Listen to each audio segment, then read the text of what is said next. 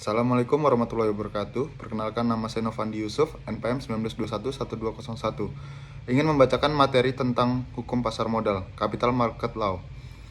Hukum pasar modal adalah hukum yang mengatur hubungan hukum antara investor atau yang memiliki dana dengan emiten atau perusahaan publik yang membutuhkan dana melalui bursa efek sebagai media tempat bertemu. Sedangkan hukum penamaan modal adalah hukum yang mengatur tentang bagaimana investor asing yang bermaksud menanamkan modalnya atau dalam bidang usaha tertentu di Indonesia. Penamaan modal ini tentunya bisa dilakukan secara langsung sesuai dengan ketentuan perundang-undangan yang berlaku.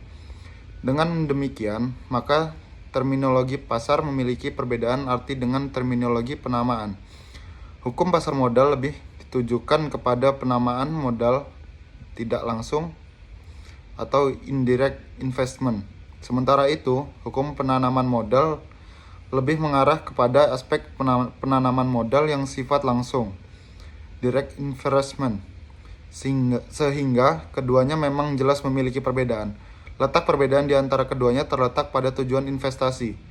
Hukum pasar modal tujuannya investasi adalah jangka pendek. Sementara itu, hukum penanaman modal tujuan investasinya lebih menekan kepada investasi jangka panjang.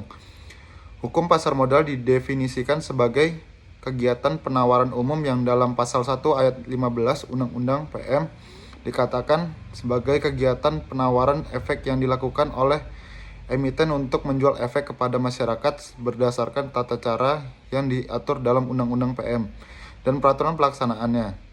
Dengan ketentuan di atas, maka di pasar modal fokus utamanya adalah jual beli efek berupa surat pengakuan utang, surat berharga komersial, saham, obligasi, tanda bukti utang, unit penyertaan kontrak investasi kolektif, kontrak berjangka efek, dan setiap derivatif dan dari efek.